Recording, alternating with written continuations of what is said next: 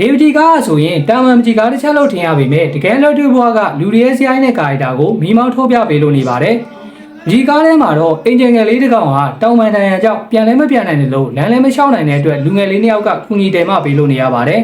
။ကူညီပေးနေသူနှစ်ယောက်ထဲမှာမှရှေ့ရတဲပေးနေသူတယောက်ကတော့လမ်းကိုရှေ့ရှုပြီးတော့တွားနေပေမဲ့လည်းနောက်ကတဲမှာပေးနေသူတယောက်ကတော့ဘေးကနေကြည့်နေသူကျွန်တော်တို့ကိုပြစ်မှုကျူးလွန်ထားတဲ့ပြစ်သားတယောက်လိုမျိုးဘူးကြကြကြည့်လို့နေပါတယ်။ဒီပြက်ပြက်ကိုကြည့်မယ်ဆိုရင်တကယ်လူတွေရဲ့လက်တွေ့ဘဝကဖြစ်လေဖြစ်တာရှိတဲ့ကူညီမှုတွေရဲ့နောက်ွယ်မှာကပ်ပါလာလေးရှိတဲ့ပြစ်တင်နေစိတ်ကလေးကိုမိမောင်းထိုးပြပေးလို့နေပါတယ်။